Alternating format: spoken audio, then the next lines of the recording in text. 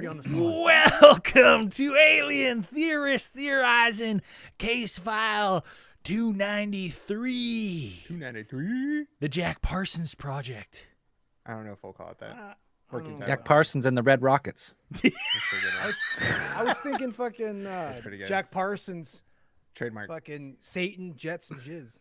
Oh, that's good. That's good too. That's the album. Yeah. That's good. I don't know That's if the album, name. yeah. Yeah. Or that's the follow-up album.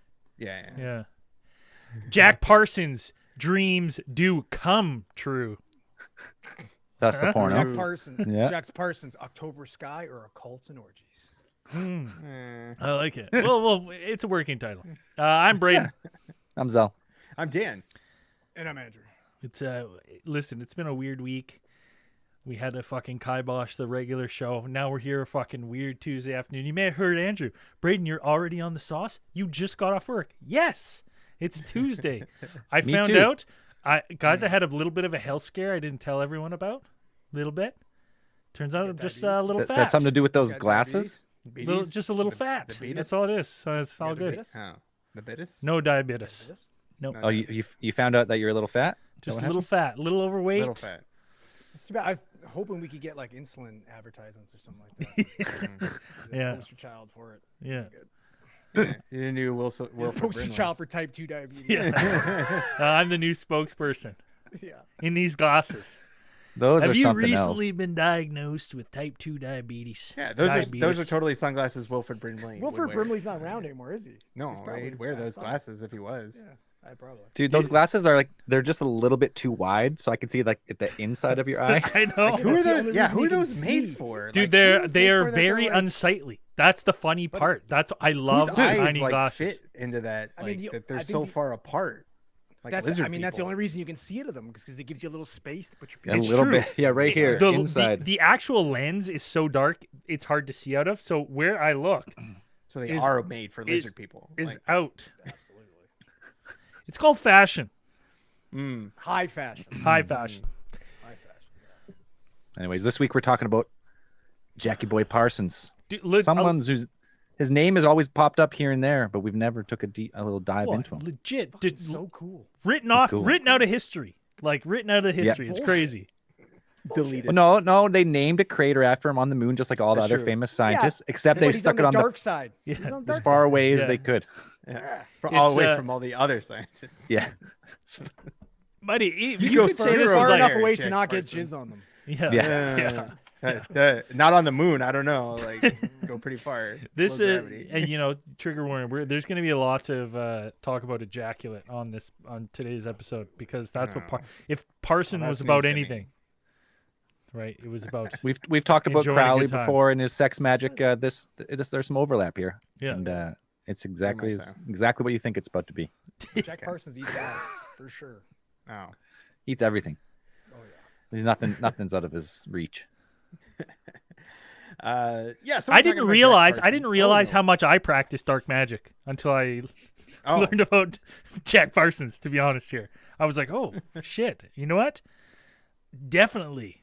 It has not led to riches and fame for you, though. no. No. Not in No. the slightest. Could you imagine if he hasn't been practicing dark magic? This is, Where would he be?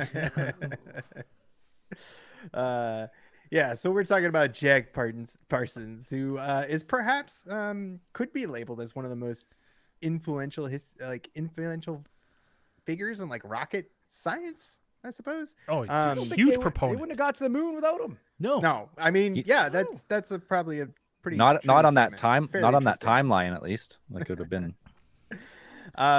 And he's also a very, very interesting personality just himself. Like besides his scientific, Buddy, up there with endeavors Hughes, and like Howard contributions. Hughes, like fucking weird. He's weirder than yeah, that. yeah, Yeah, dude. Howard let's just put it Hughes this was an way: anti-Semite with a mental illness that caused him to fucking piss in jugs and grow his. L. Ron Hubbard met this guy and was like, "Whoa, yo, Whoa. yo, yeah. So whoa, and there's definitely I gotta there's- make a religion based on this guy." yeah. So a lot of Jack Parsons' more personal endeavors probably overshadow a lot of his scientific endeavors. But we'll get to all of that in due course. Now, Jack Parsons was who was he born? John Parsons? Or no, sorry. No, Marvel. His name was Marvel. Yeah. Dope. Great name. M-A-R-V-E-L. Marvel. Great name. Whiteside Parsons. Yeah, it's a great name. He was born October 2nd, 1914, and he was born in the City of Angels, Los Angeles. And he was kind of, I guess, born at He was the born. time. He was born in the wrong city then. I don't know. So Los Angeles at that time, and most people know, like during the early 1900s, this was kind of the whole, I guess, like the rising of the New Age spiritualism. After you had hub for it. yeah, like after World War I, you had a lot of people kind of going into these new religions and stuff like this, and stuff spreading out, spiritualism, people reaching out to the dead and want to bring you back and finding new ways to contact into the afterlife and move to these things. And like Parsons was brought into the world right in the middle of all of that, because Los Angeles was one of the hubs for that kind of activity. It makes sense though when you have like a city, especially at that time, still it was huge with a big ass population like that. Like there's people coming from all different cultures, feel alienated, and they're looking for group activities and stuff like that. They're looking for something to give them a purpose, right? So you see all these like-minded weirdos that get together and start worshiping Satan. Yeah. Well, Satan, No and big deal. probably a lot of other ancient and also like a probably like amalgamated deities of all of these kind of spiritual practices. So yeah, like you have a lot of immigrant population and Western culture kind of mishmashing all together in here, and then you also kind of have you're going into the 1920s where it is the Roaring 20s, so there is a bit of kind of this sexual liberation. Well, and I just want to say, linked to the occult. I gotta add that I don't think it's there's any kind of coincidence here that we're talking about like New Age spiritualism, all this like sex movement, sex cult, and we got a young Bull Zell here wearing his fucking pineapple swinger shirt tonight, letting everyone know. Right? What's going on with this shirt? Isn't that it's the international sign for swingers? Is it? No, upside down pineapple on your door is the sign for swinger. Is it? A pineapple shirt of all kinds. It can be whatever you want it to be. Yeah, okay, all right. It's your own meaning is behind the shirt. This is news to me. I don't really. I'm going to be selling these as part of my cult shirt. All right, I got sex cult. They're laced with LSD. When you put them on, you don't realize. What? And that's how you get people to join. I don't even know if that's how it works. You can absorb through your skin for sure.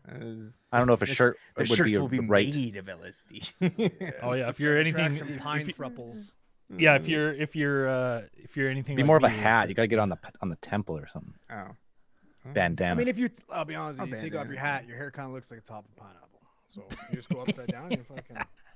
That's not enough. There are not enough spikes up there, unfortunately. Well, that's how you know they're ripe. You pull on it, and one comes off. Zell's ready. What's up? This bowl is ripe.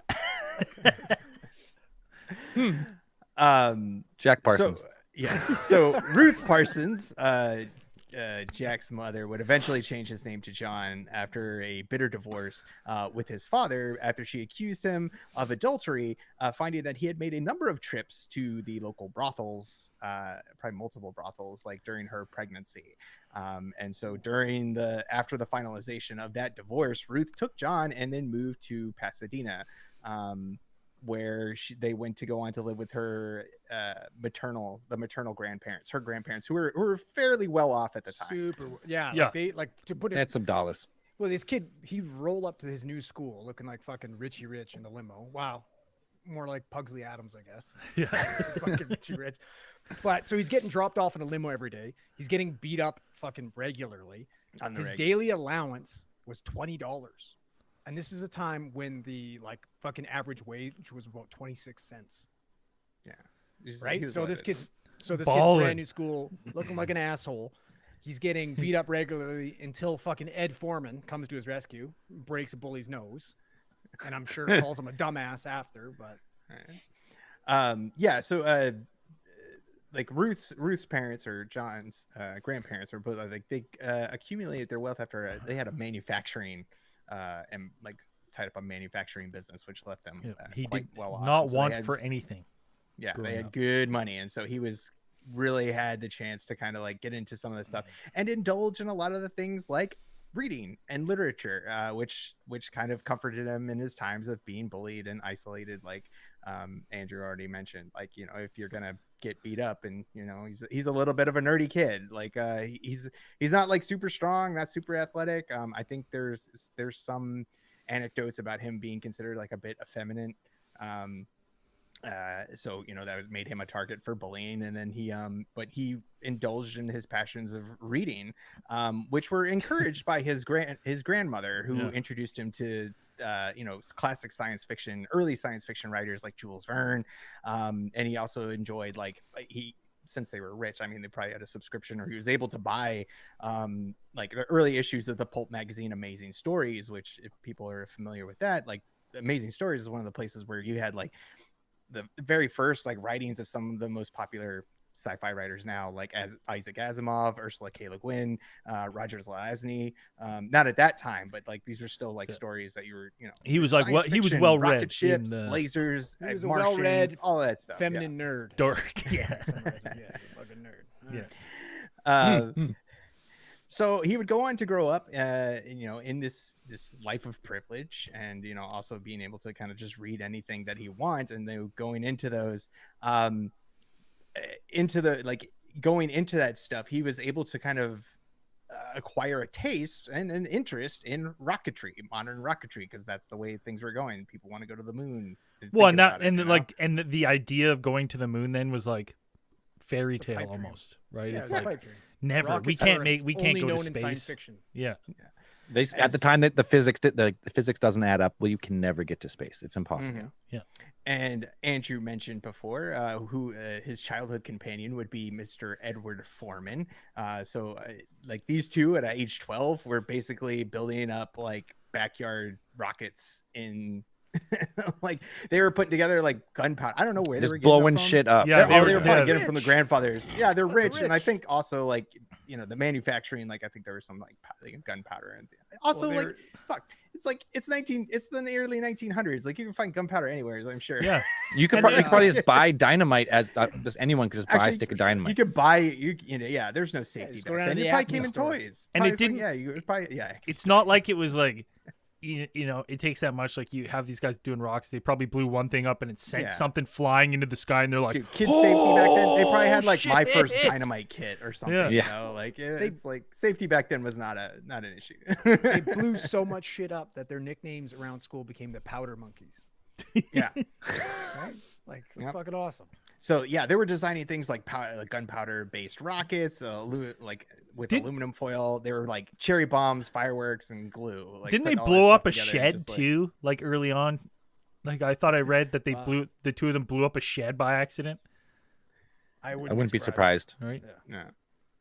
Then fucking Grandpa Warbucks just rolled up, tossed some money at whoever shed it was. Like, don't worry. Yeah. It's fine. But rocketry was not the only thing that Parsons was interested in. So some of the amazing stories I remember not only dip into science fiction, but also fantasy. And a lot of those had to do with things like the occult.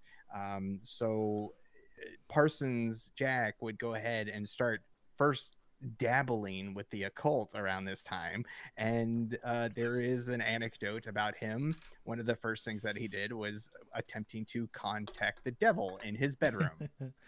Yeah. Like what I want to There's understand about nothing this better. is, well, but like how do you don't just go straight to the devil? Like how did he? Yeah. They're so vague around this. Like this kid wasn't listening to fucking Knights in Satan's Service on the record player or listening to Stairway Backwards, Yeah. right? Like was he playing a little Ouija first? This is Playing well Bloody before Mary we. a few Yeah. What times? was Or the you go straight satanic to the game of the devil? day? Yeah, like that's what I want. Like you don't just go straight to Satan. Like a straight seance, I guess. Like I mean, legit back then, yeah, the circles, ancient arts, candles, like that kind of stuff. Probably, you know, it's like in those. I mean, back then, the amazing stories and stuff. There's always kind of those. I mean, if you read like early H.P. Lovecraft, there's always probably enough description in there to kind of be like, yeah, this might work. It's good enough for Cthulhu. You know, you can get Satan in here. Yeah, sure. I mean, the interesting thing for me was when I was looking at this, and we'll get into like more of his life further on. But I always kind of wondered, I was like, did at any point in his early life, did he have some success or what he deemed to be some kind of success with the occult, or contacting the devil or what he deemed to be spiritual, because it really pushes the rest of his life. Like when you start to go look, like he kind of chased that avenue along with rockets the rest of his life, right? Well, I think the thing that he kind of got mixed, like one of the things I remember reading is the fact that he's like, obviously this is a little bit further on when he's a little bit more successful in his career, but he's basically like he couldn't understand why. He's like, I'm so successful financially and with science, how can I not be successful with magic as well? Like he saw science and magic as the same thing. And I think that's like, we'll get into it later, but that's what attracted him so much to Aleister Crowley. I think this is where scientists have gone wrong in the modern era. Separating the magic. This is not the story for that, though. Yeah, this is a cautionary tale. Everybody that talks about it is an amazing scientist, shitty fucking magician. Yeah. Couldn't make it work. His magic bordered on sex assault. Like, nah, I would. So statutory assault for sure. I mean, as a child, we had all this stuff. Like he is producing, he's a very backyard scientist type of kid, but he was actually just getting so distracted, apparently, that he was flunking out of grade school. And so Parsons' mother actually sent him, like gathered up, and plus I think she also busted him trying to summon Satan as well. And actually sent him to Brown Military Academy for Boys in San Diego in an attempt to kind of straighten him out. Dude, he's blowing shit up at school. He's fucking trying to summon the devil. Like I can only imagine, like just wait till he gets to this fucking boarding school. Yeah. Oh yeah, he got to the boarding school, and it's like he still was not doing great there, and they actually just got shortly after he got there got expelled because he was blowing up toilets with cherry bombs. All the toilets. Of course. This is fucking Pugsley Adams. Yeah, this is like 100%. He's a walking safety hazard. Like it's just, I don't know, he's blowing stuff up. Like that's all he does. But he's good at it. Like, I mean, the fact that he's still alive, and probably had all his fingers, because there's no mention that he lost. I am surprised that he still has all his limbs as a kid. He's an expert. Oh yeah, expert at an early age. Well, no, it's the thing is like with that money comes like a little bit of education about safety. I guarantee you, if he was born in some swamp water Louisiana place, this guy would have 3 fingers by now. Right? You know what I mean? Sorry if you're from backcountry Louisiana, but you know. Sorry if you lost your fingers blowing up. You know what I'm saying? You know what I'm saying?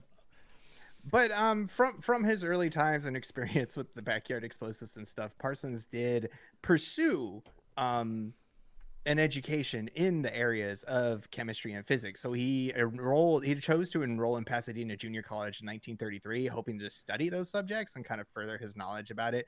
But what happened was, unfortunately, around this time, you had the Great Depression rolling in, and the white side, his grandparents' money started to dwindle. Like they started to, their family finances were drying up. They're like, listen, buddy, you're not here because you're great. You're here because of your money.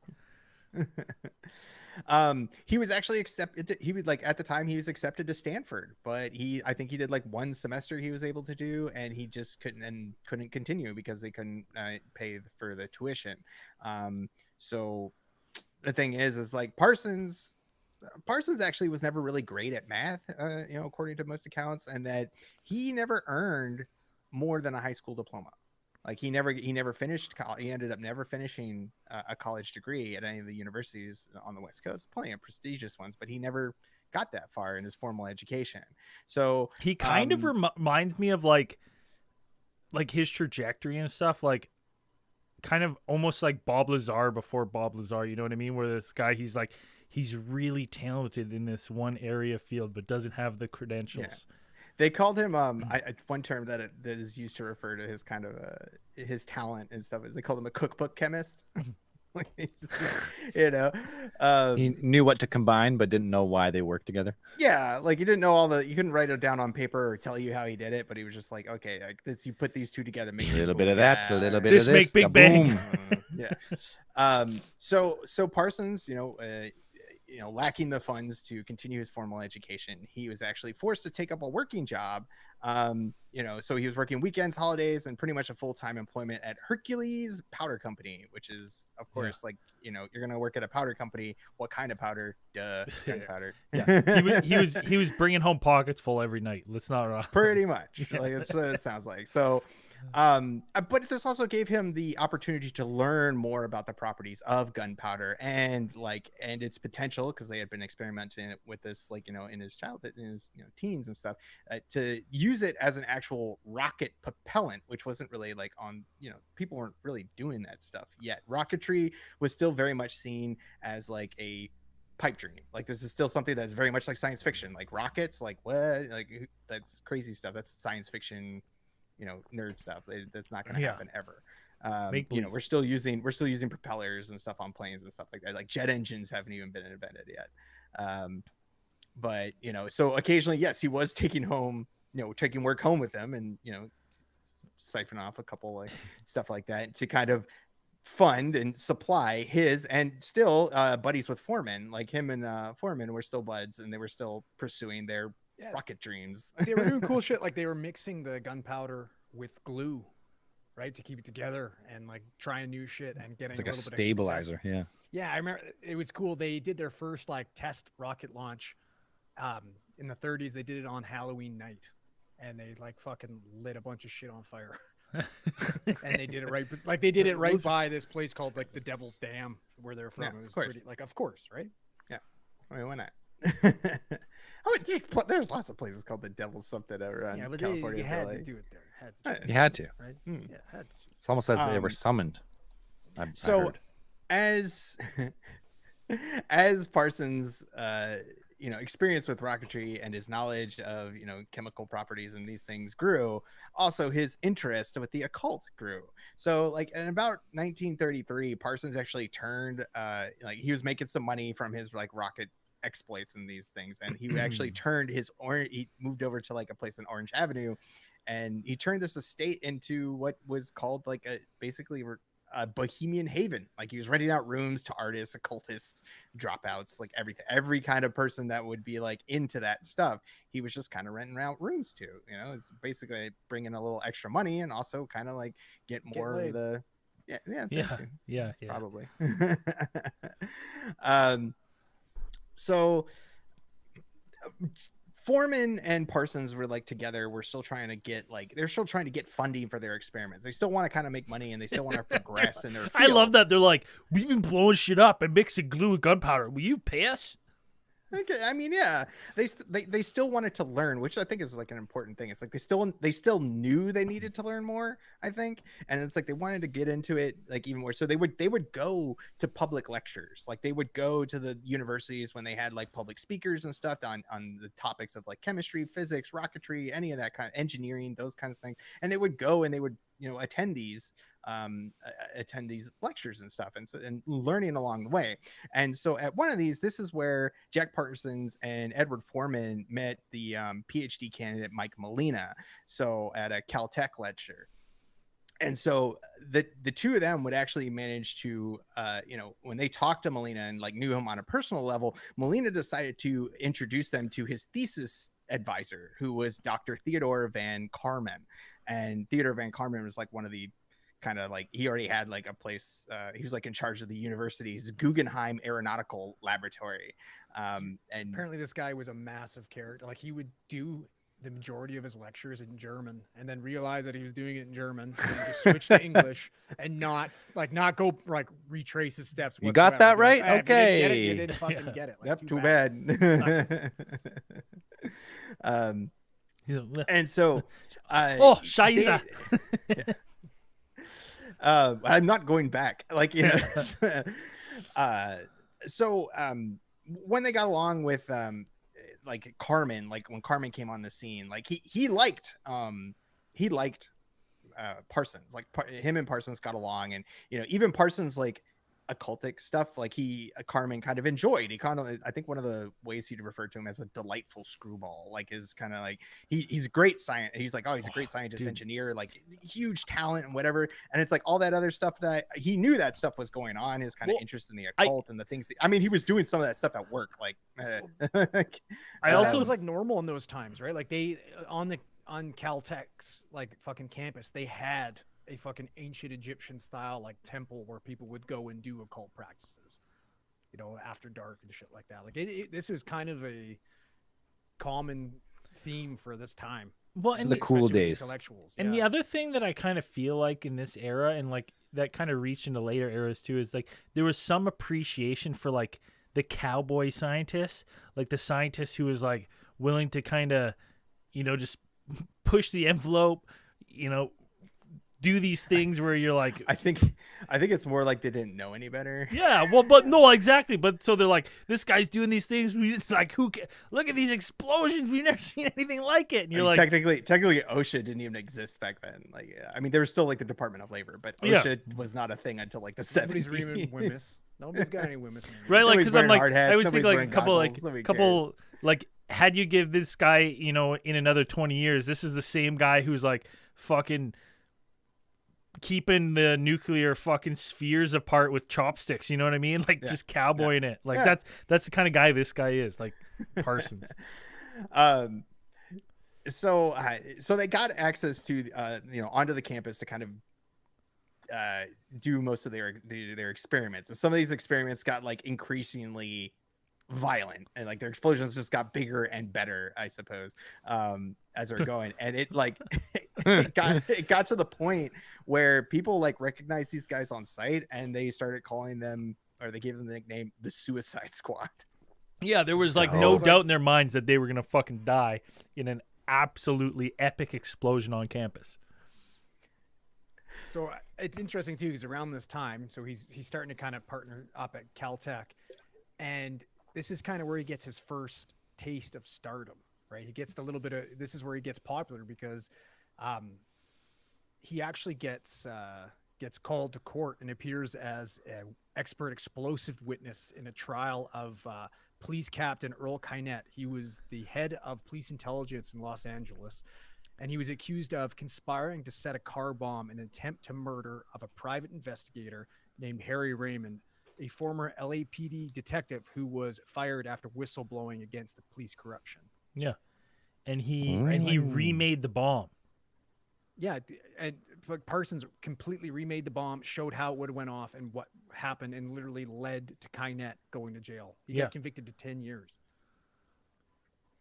Like a police chief. He got, so it's like Parsons' interests include rocketry and justice. Yeah, well, and it's it's like, dude, you see the newspaper clippings, and he's looking like he's got that cool little Gomez Adams fucking. Yeah, he's got that mustache. stash. Oh yeah, dude, and that He's all, like, a police chief looking that would suave have and garnered shit. huge media attention at the time. They're like, oh, and there's this Caltech student here being an expert, right? You know what I mean? Like that would have gained him some kind of notoriety, like around campus and his peers, like 100% going to his head. Yeah, Parsons is becoming a bit of a rock star around the campus, even though he doesn't formally attend the campus. Like he doesn't attend the campus; he just kind of comes in there and blows stuff up. Blow shit up. He's a dropout. I don't even think he has a high school education. No, he doesn't have a high school diploma. Like he's a I think that there's one anecdote that's pretty funny. It's like they talk about how like there was one of the many, but there was a very like sizable explosion at one point that left like a visible crater at some point like outside one of the buildings, and they used to call it Jack Parsons parking spot. And it's like that's awesome. just like everybody knew the guy and knew who he was, and it was just kind of like getting a little bit famous. It's hard not to know the kid that's walking around campus just charred, like smoking. And you're just hearing like constants like boom, boom, like get out of the fucking thing. Oh Jesus. So in 1935, Parsons actually married his high school sweetheart Helen Northrup, right? But the marriage didn't last very long. Why not? So apparently he went, his wife Helen went on vacation in 1941 with her mother, and when they returned, they found Sarah, her 17-year-old sister, wearing all her clothes, and when she walked in, she's like, yeah, I'm Jack's wife now. You can beat it. And then Jack's refusing to talk to her, so he writes her a letter, and he's like, yeah, so long story short, I find you're great, everything about you is better than your sister, but I find her a little bit more sexually appealing, so yeah, this is not going to work out with us. Well, and you got to remember at this time too, this is like he's in a house full of like all these people that are kind of practicing the call, so he was kind of like egged on, and this was kind of cheerleaded on by like everyone he was with, and like because the 17-year-old sister was kind of like obviously young and impressionable, was kind of like talking the talk, walking the walk. They were like, yeah, dude, yeah. He'll say, eat my ass. Let's go. Yeah, right. Well, we're gonna get into it now, but do as thou wilt. Yeah, do as thou wilt. It's that we've mentioned this before. Back Casefile Mr. Crowley. Yeah. I think pre 100, I believe, Mr. Yeah. Crowley. And so going back a little bit, you have in 1938 is the first time that Jack Parsons would encounter the teachings of one Aleister Crowley, who was the leader of the Thelema. Was it Thelemic cult? Thelemic religion. Yeah. Yeah. Thelemic religion, also Nah. known as the Thelemic. world's wickedest man. Yes, The also Beast yeah, 666, the guy that ate human shit with a fork and knife. Yeah. yeah. Yeah. He's got his own. He's got his own quirks. That's Yeah. He's a quirky guy, eccentric. Yeah, very much. Eating But- shit's not illegal. If you wanna eat shit, you can do it. Yeah. Yeah, Go just for because it. it's not illegal. I wouldn't advise it. It's probably It's not illegal. something you Well, wanna do. Not listen, illegal, not- No, you're Not true. to Yeah, side- that's- Is not it to illegal, sidetrack though? too badly, but he was famously said on his deathbed, he's like, sometimes I hate myself. And I like to think that he had a flashback to the time that he ate shit with a Yeah. fork and knife. I And that's guarantee why it. he ate That's himself. absolutely It ruined the Set rest of his poor life guy. when he Yeah. thought back 100%. about it. Yes, that's why it is. That's why he Yeah, said it that. has to be. At this point, Parsons was making a good chunk of change. Like they were getting a couple of contracts from, I think they had 1 or 2 government contracts that are kind of coming through and with their developments and what they're doing. And so he ended up purchasing a large house on South Orange Grove Avenue in Pasadena. And then this is where he created a little commune. This is where he brought Yeah, in this is more where actors, actresses. This is where shit went down. It's just Yeah. kind of This is a where they website. ate shit. Yeah. Maybe that's not Well, confirmed. he's like, this is where it really starts to like amp up the sex Yeah. magic and stuff. Like he's Super. like one of those guys now where it's like he's like, Blood sugar, every sex every magic, let's time you go. orgasm is like, you just gotta focus on what you want during Yeah. that orgasm and it comes true. Mhm. And So it's I like was the secret, but with jizz. yeah, Yeah. I'm like reading this and I'm like, there's no way this guy did not come in the rocket fuel. Right? Like, can we all agree on that? Yeah, Well, it was the glue during wasn't working, orgasm. so he started using jizz. Dude, it's There's, so funny. Listening to him is just like became a chronic masturbator, like constantly, like just like to the moon, to the moon, to the moon, to the Hey, moon, listen, to I'm just- the he's moon, just to the mixing moon, to the moon, chemicals. to the moon. He's just mixing chemicals. Yeah, but what constitutes a chronic masturbator? Yeah, what's considered chronic? Yeah, I was gonna say. Like, I think not just. There's probably a Well, sign. If you masturbate enough that your dreams come true, you got some problems. No, Well, you got good. I don't think at all. If your dreams are coming true, you're doing something. If your right. dreams are coming true, you've mastered that religion. Yeah. In those few seconds of orgasm, you can summon some Yeah. black magic spells and Right. do Yeah. kind I'd of whatever. alter I'd reality. argue all our dreams come true for about fucking 10 to 15 seconds until we look at what we were watching. And Yeah, the shut it shame. off. Yeah. I've just I'm started chanting disgusted. Lotto I'm Max a piece of from shit. now on. I started yesterday. Lotto Sometimes Max. I hate myself. Lotto Max, Lotto Max, Lotto Max, Lotto Lotto Max, Max, Lotto Lotto Max. So we'll see Uh, if all of a sudden I'm off the show and you see a Lotto Max winner. It works. Try it. Yeah, right, buddy. If you won the lottery, you would just do the show bigger. Yeah, I would. Let's be honest. Yeah. I'd I'd be here with all my money. Parsons Place would become the place to be. You had all of these popular, and it wasn't just for like people from Caltech. It was like everybody. So you had famous actresses, poets, writers, and even though it said that like writers like sci-fi master Robert Heinlein, the writer of Starship Troopers, and also apparently would show up sometimes. And if you've read some of Heinlein's like later stuff, it makes a lot of sense. Like some of his stuff's like stuff we'll get to later. It's like I was like, wait, fuck, did he get it from this shit? Because this is crazy. But it was so infamous at the time that Parsons actually named it the Parsonage. Like that's awesome. You come fucking party at the Parsonage, and so there are stories about how the police were frequent visitors to the parsonage and that they would receive all these reports of pretty much like, things like naked pregnant women dancing through the through fires fiery of the hoops. garden. Yeah. Fucking blasting music out there. And then, people consuming substances that may or may not be illegal. Hallucinogenic. I don't know. They weren't illegal back then. Back then, everything was open game pretty much, except for It wasn't alcohol. You illegal. couldn't, It you couldn't wasn't drink illegal. alcohol. Alcohol was like the most everything illegal was drug. Brewing their own absinthe back then. But With one of with the wormwood, with the good shit too, though, like the real absinthe. And like the best do you- part of these stories is like that Parsons is always at the door greeting these police when they would show up, and then he'd be like, "I'm a respected Caltech scientist. There's nothing undue coming on around here." No, you know, like just been twirling his little mustache and being like, "There's no cause for alarm. I know what I'm doing. I'm a scientist." You know, This is part of my research. yeah, you know, just Butt naked. science. Yeah. Just in a lab He's got coat. like just he's got like his lab coat Just with like rock just hard. junk hanging out, just junk hanging out. Yeah, just like I assure you, You officer, leave nothing now. untoward You is leave, happening leave, on this leave. property. But thank you for your concern. Have a good night. Yes, yes. Okay. So you had like him, you know, doing well, I suppose, up until then. You have all this stuff kind of going on.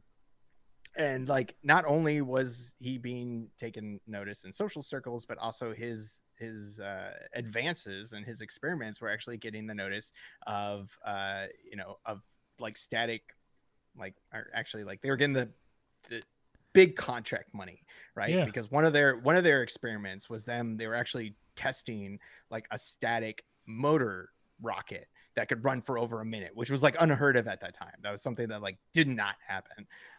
And that this specific rocket, and this is why this is one of the reasons that Jack Parsons is considered one of the like the fathers of rocketry, and maybe one of the reasons that we got to the moon, is that solid fuel rocket would actually become the basis of things like the Minuteman missile, the Titan rocket, and the space shuttle solid rocket booster. And those are the things that basically got us out, you know, off. How does through that the stuff atmosphere work? and out.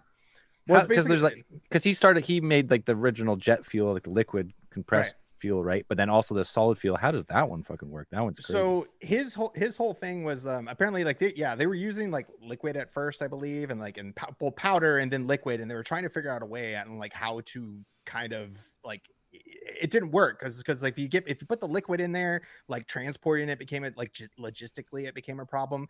And it said that Jack Parsons actually had like a eureka moment, an epiphany, where he thought about mid orgasm. He's stroking in the morning. He's like, yeah, it's gotta be solid. That's likely. And he thought about the idea of the ancient Mesopotamian, or weapon, the Greek fire. Yeah, like so Greek fire. He was actually watching people put asphalt on a roof. And that's where he kind of the little light bulb fucking turned on. That was the eureka moment. Yeah. Mm-hmm. Yeah. And yeah, so he thought about how, he watched the people putting out asphalt like that, and then also thinking about Greek fire and how they use that. And he thought like, hey, what if we just find the right amount of, make something gooey enough that it kind of like all sticks together, but still burns. Right. And then I don't believe he saw that. I think he came in a coffee can of his own fucking rocket fuel, and then it started to coagulate, and he's like, whoa. So I don't think that. Look at that. But I think to touch back on what Braden was kind of saying earlier is the interesting thing about the fact that it was Greek fire that inspired this to him, and like shit that was used in the Byzantine Empire to take out other ships. I didn't say any fire of that. would burn on water. It's like basically what inspired wildfire from Game of Thrones, to put it in perspective. Wizard's fire. And one of the pardon? Was it Wizard's fire? Or was it wildfire? I thought it was wildfire. Wildfire. But the reason why I bring that up is because one of the interesting things about Greek fire is the fact that it's been used throughout history, and nobody knows what it was made of or how it was made. Well, exactly what it was made of. Like, they don't know. Sure. Some people think maybe it was like ancient napalm, something like that, but nobody really knows where it came from. So it makes me wonder, maybe this was due to a successful fucking ritual. Maybe this is what he fucking asked the devil to fucking give him the secret knowledge of. Give me the next fuel, This changed the future of rocket technology, right? Like this Yeah. product that he created was 400 times more powerful than the last one, the Galcitrit 53 or whatever that they came up with, right? Like this was fucking revolutionary. Like the government came to these guys after Pearl Harbor and was like, hey, listen, we need close quarter takeoffs in combat zones. We can't use these giant fucking runways. They're not practical. Can you guys fix this? And Jack Parsons is like, fucking boom, here you go. Yeah. Bingo, bango, bongo. Problem fucking solved. Why? Satan. Satan. Maybe sold All his good things soul. come from Satan.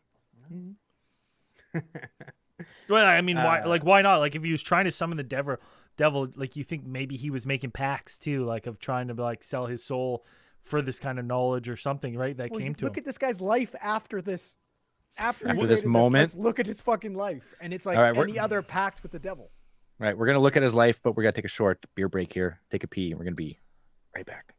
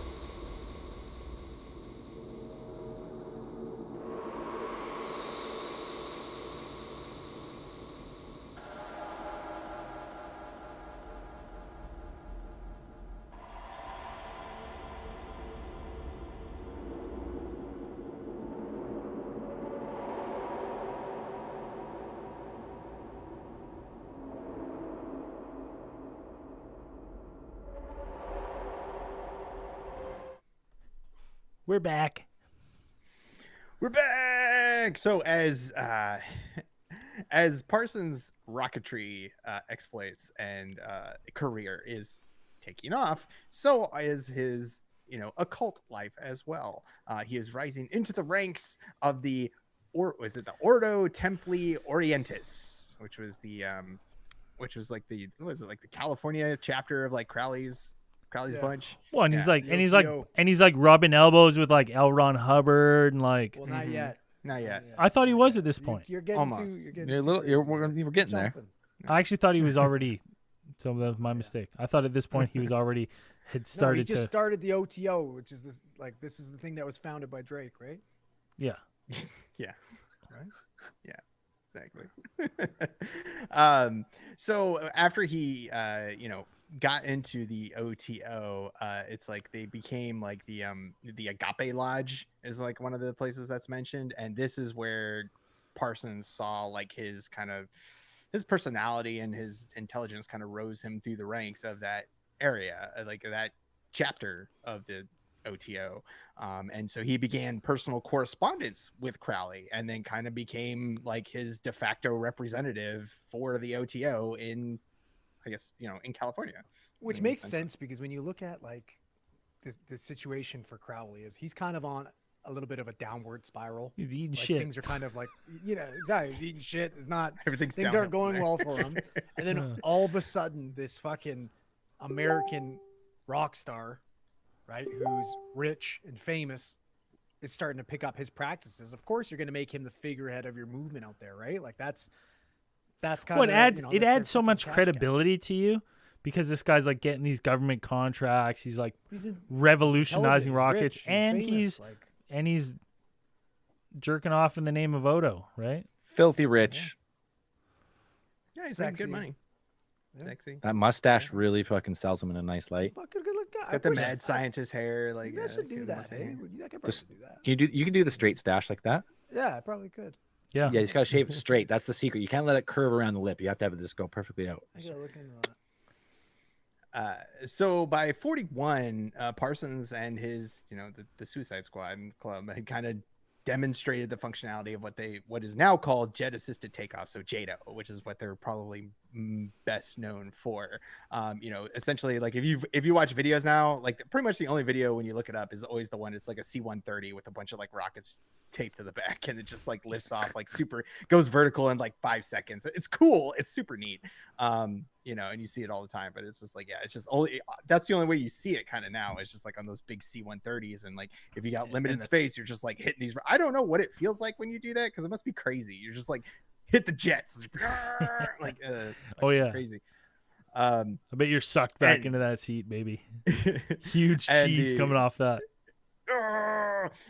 So the military was pretty much impressed by this idea and this concept, so they kind of they paid them a whole bunch of money and they funded them. Like the U.S. Air Force put in a huge order with them, and for 1942, like in order to meet that demand, Parsons and everybody who was kind of that's like Von Karman and Foreman, I think still at this point, they formed the Aerojet Engineering Corporation. So this is when you would see and then just a year later, the military would end up taking over operations of the Galset, which was like the Guggenheim aeronautics part of the thing that like they actually take where they over got started. Yeah, and then they would rename it to the Jet Propulsion Laboratory. But don't let Jet Propulsion Laboratory fool you, because that's not exactly what they were doing. So apparently, like the Jack Parsons Laboratory is what it stands for. Well, that, but also kind of it's what everybody thought it stood for In his mind, for sure. Right. But the jet Labs? propulsion part actually was like a bit of marketing for them, because still at this point, like I mentioned before, like rocketry was still something that wasn't really like considered. It was like scoffed legit at. pursuit. Yeah. Yeah. Like the jet engines were the thing. Like jet engines was still up and coming, but like an engine, not like an actual rocket. Rockets were kind of like falling by the wayside in terms of We'll like, never get interest to by- space. Yeah, they're like, we need jets, we need engines, like we need that. That's what we need. We're not going to the moon. Who wants to go to the moon? We got to fight Nazis and communists and stuff. Like that's what we got to do. We need a jet over to Europe. So at this point, now that they're getting all of this funding and the government has become heavily involved in these projects, it kind of becomes a liability. It becomes a bit of a problem about Parsons' like personal exploits, like his stuff that's kind of going on outside of the JPL. Like, Well, because he's going around regular inviting staff to come over to the parsonage mm, and participate Parsonage, and what a get name. high on fucking meth and bang. yeah, Like literally, like he was super open about it. And I think like a lot of times, right, like we're used to eccentric, smart people doing kind of having like weird quirks and stuff like that. Like that's pretty normal, right? Like Dan goes to Thailand, nobody bets tonight. Everyone's like, well, he's just going out. He's doing something over there. He's having fun. Right? Yeah. He's having a good time. Nice But enough. this got like way too extreme to the point where they're like, okay, this is he's in the media, he's fucking everywhere, he's too famous. Like like he's gotta cops are tone going the to fuck his down. place on the regular. You Yeah. know, people Yeah. showing up, all kinds of, you know, it's in the probably the local news, like every single. Well, he shows up, he Every buys other his week. house, and he probably buys his house. It's a nice neighborhood. All the neighbors are pretty respectable, and he's just throwing massive orgy parties. And yeah, Yeah, Out well, in the the cops show up and backyard. he's pretending he's fucking Steven Seagal above the law, and they're like, "Listen, buddy, like, you gotta fucking simmer down. waving his hands around. Yeah. You Yeah. wanna see some magic? Show Yeah. me, boy. Show you some magic. Magic your head up your ass, like, you know. Yeah. So, and now as we're moving into like, you know, the era of like, you know, politics and stuff like that, where it becomes a problem that you're kind of moving outside the norm. So all of these ideas and these practices that Parsons is kind of putting out there, and these things, usually you have things like hedonism and Satan worship. These are also back and then culturally are closely linked to, you know, things like Marxism and communism. These are things that you don't want All the anywhere near words. your government contract. Yeah, and the anywhere bad near your isms. government money. Yeah. negative Well, and it's like, isms. you know, it's I'm sure they were like, Hitler's into this stuff too. I think, and they're like, who's this guy? What's he Well, they doing? both Like, love speed. Yeah. So, Yeah, and like we said, like Parsons is now becoming heavily like engaged in, you know, like drug consumption, right? He's taking his, you know, popping cocaine, methamphetamines, opiates, everything, you know, all that stuff that goes can't along hail with Satan that, sober. That's Yeah. yeah, that Can't. fast lane, you know, Satan worshiping lifestyle, as all of that stuff goes with it. And so he's now kind of pushing all of that stuff as well. So now 1945 comes around, and his occult Gets status starts getting starts to kind of like come more into prominence, starts overtaking like his scientific endeavors. Like here, this is when stuff like, you're like, okay, you're maybe moving away from all that really cool stuff. How many this years is- after? How many years after the initial sale to the devil is this happening now? Did he get like 10 good years, and now it's over, and now he's I mean, Well, he are you came up with like for the- the first time he's the new technology in 41, and this is 45. So 4 years after. 4 years? Yeah, you get okay? 4. Maybe he's coming to an end. We're gonna find out when he dies, and that will be the true end of his contract. well, I Uh, mean, no, because I would argue that like this guy peaks, and he has a fast decline where he lives a pretty rough life for a while. But we'll get into It's actually not that long. It's pretty rapid. Yeah, I guess so. I guess so. Yeah. End of the contract. Yeah, his so his occult workings and everything ends up leading him into the same circles as L. Ron Hubbard, founder of Scientology. These two guys hang out together, like Yes. they strike up a friendship, like and- Videotape each other. It like They had videotape back then, probably. No, I Parsons did. described- He videotaped. L. Ron Hubbard at one point like videotapes him masturbating, doing rituals like sex rituals. Well, yeah. So basically, like when they first met, Parsons described him as the most thelemic. Is that how you say it? Thelemic. Thelemic? The most Thelemic? thelemic person he's ever met, despite Hubbard never even practicing magic, is what Yeah. they called the practice of thelemia or whatever the Magique. fuck, right? So he was kind of enamored by Hubbard right off the beginning. They would fence in his, in the front room of the Yeah. parsonage. They were like really good buddies, getting high together, doing crazy shit. But pretty quickly, fucking Parsons' child bride, Sarah, started noticing Hubbard, and then they started, do as thou wilt, right? There's no there's no connections there, right? Like you're allowed to be promiscuous. So Hubbard and Sarah start engaging, you know, in sexual acts, and they're doing it in front of Parsons on a regular basis. And Parsons is really starting to fucking get pissed off by this. He's not enjoying it. He's not happy. So Parsons decides, he's like, okay, like that's bad. That's the end of my fucking road with her. I'm going to start focusing on what we're going to get into soon as the Babylon working. He's going to be summoning the Whore of Babylon. And he starts working on this ritual, but it's not really taking off yet. He's trying different things. He's coming on different shit. Hey, You it's know, the he's same jerking off ritual on we all different did when we were tablets. about 13, 14. I wish I had a Yeah, lady to do right? this. I wish I had a lady. I wish I had a lady. Jerking To off the till nothing comes out. To the moon. To the moon. To the moon. So he's basically began a series of rituals based on Enochian magic, which is the angel speak, if I remember correctly, during which he masturbated onto magical tablets, accompanied by Sergei Prokofiev, the second concerto, Russian fucking violinist. And that practice was described as Babylon working. So how L. Ron Hubbard comes back into the fucking mix is while he's been participating in these rituals, he hears this loud scream come from the kitchen and all the power goes out in the house. So fucking Parsons runs out of the house with his fucking dagger because he's like, I must have fucking summoned something, right? Like I gotta go. And he comes out and he sees L. Ron Hubbard curled up in a little ball in the kitchen, kind of shaking. And he's like, well, what's going on? And then he looks up and he sees this big 6-foot fucking yellow and brown light above L. Ron Hubbard. And then he realizes, he's like, oh my God, like L. Ron Hubbard is connected spiritually. He's very sensitive. Like I need him for these fucking rituals. So from then on, he brings L. Ron Hubbard on as a fucking scribe to watch him fucking stroking it on these magical tablets. See what happens. Yeah. And soon, unfortunately, he realizes that he's got a limited supply of spooge, right? So he starts using his own blood. So I guess any type of bodily fluid will work. Yeah. I feel like blood would even work better. All right. And that's why we want to ask all the Patreon supporters. I've got some magic tablets in the back, and I need y'all to witness something. They only work. They only work if it's Alien witnessed. Theorist OnlyFans to help me witness my magical summonings He will wear those glasses the whole So- time. to the So they moon. worked on this relentlessly. They worked on it. They had fucking Hubbard scribe. They're going towards us. They're focused in on the Babylon working. It was apparently inspired by Crowley's novel Moonchild. So he wanted to magically fertilize an egg. So basically like an immaculate conception.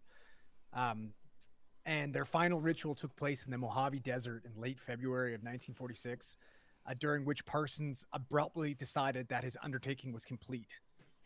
So he's like, it's done. We solved it.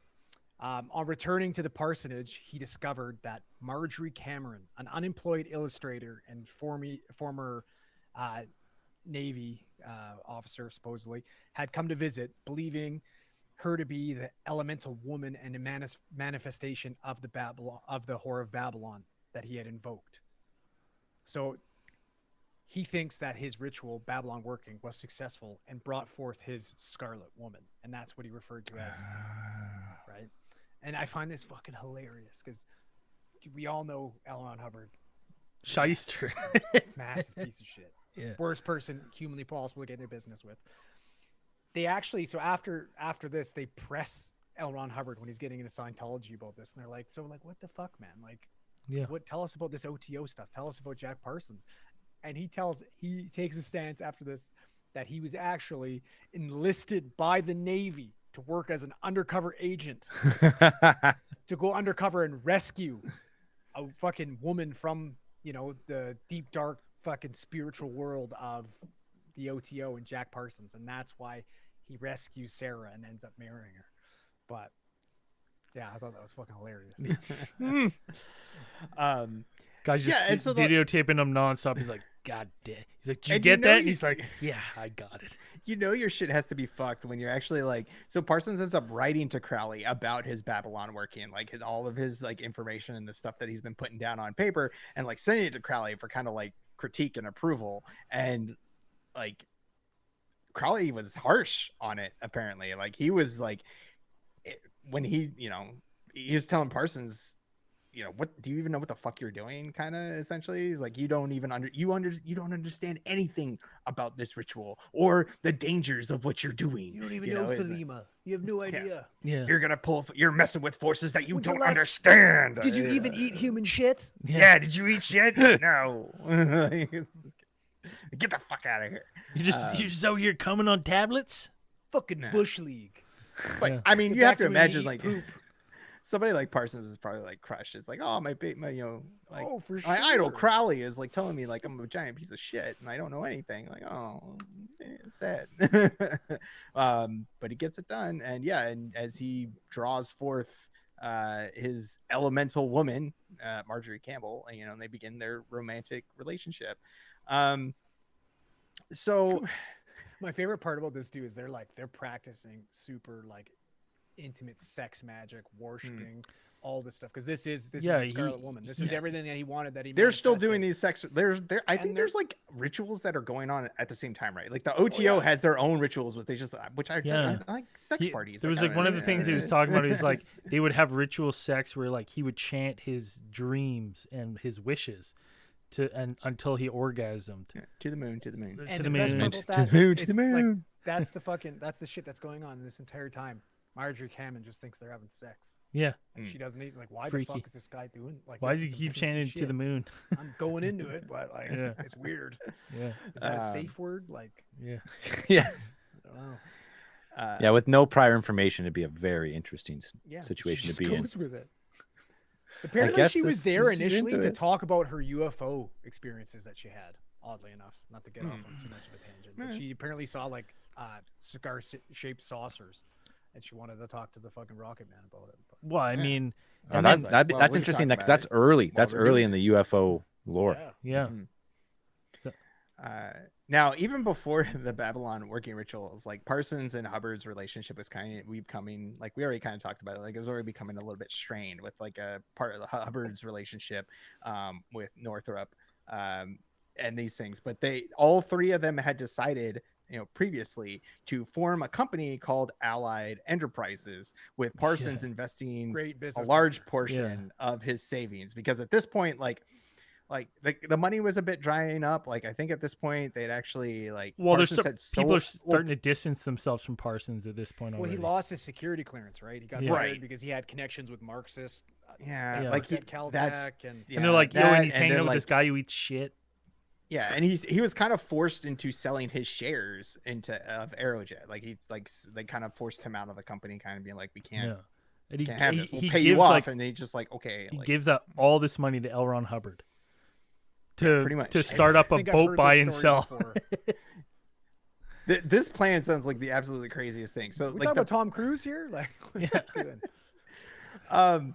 It's so it sounds like a wild plan. Like, did people do this? Is this like a successful business thing? Some So type of fucking Ponzi scheme here. Yeah. So their plan with Allied Enterprises was they were going to buy yachts on the East Coast, and then they would sail them to the West Coast, and then they would sell them there for profit.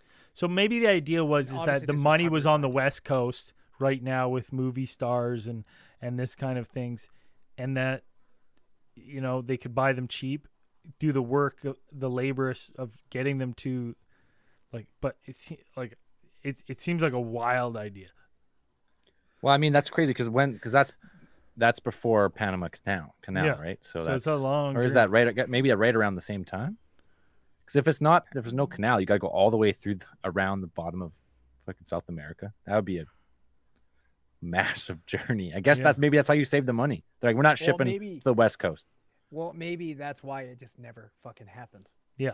Well, that's true. Yeah. Well, That's true. that or the fact that, instead of going through with the entire thing, Hubbard and Northrop pretty much took off with the majority of the funding that Parsons provided and just started fucking on them boats. I guess that seems like what they did. Like I just said, "Fuck you." Oh, all right. The canal was completed in 1914, so we're well within Yeah, it now. I was like Theodore Roosevelt. There's usually built it. But yeah, so they fucked off with all his money, but supposedly Parsons tracked them down to Miami And when he got there, he filed some type of court injunction that kind of made them landlocked on the boat. They weren't allowed to set sail until they figured out the dispute. Well, Hubbard being Hubbard decides, like, fuck you. You can't hold me. I'm a Scientologist, right? Only Xenu or whatever the fucking hold me. Yeah. So he hops on his boat, goes to take off. Somebody calls Parsons and says, hey, listen, the boat left. They're leaving. So Parsons, in his hotel room, draws a pentagram, summons a fucking demon. And you know what happens? The boat Fucks crashes. the demon. Oh. The boat Well, he yeah, probably fucked fucks the demon. He had to fuck Yeah, the they demon, fucked make the boat crash. Yeah, Right, and that then the makes boat sense. crashed. Yeah. And then they were forced to come back ashore, and Parsons got some of his money back. So by this point, he's mastered the art of the sex magic and Yeah, orgasm. He he's cast a spell. Crash the boat, crash the boat, crash the boat, crash the boat, crash the boat, crash the boat, crash the boat, crash the boat. I love that idea. He's frantically drawing. Come on, crash the boat, crash the boat, crash the boat. And he's fucking pulling it so often that it takes him fucking He's half got the an death. hour to get He's it. got the death grip. He's like, Just "Oh, busted. forget the pussy, crash the boat." Yeah, just sand shoots out at this point. Yeah. There's no housekeeping. Not now. Come back later. Crash the boat, crash the boat. 10 more crash the boat, minutes. crash the boat, There's crash 10 more minutes. But at the end of this, apparently they would reach an out-of-court settlement where Parsons was repaid a portion of what he invested, but 3,000. way off the amount that he. Yeah. So he invested like paid. 350,000, and he got 3,000 back. Yeah. That's it. He got like Straight fucking fucked. Not in the good way, he's probably 1%. like, Yeah. Got 1% back of what he put in. Brutal. So yeah, so at this point, this is post Babylon working, whatever. Parsons, he's reached the apex of his rocketry career, and he's kind of starting to go downhill at this point.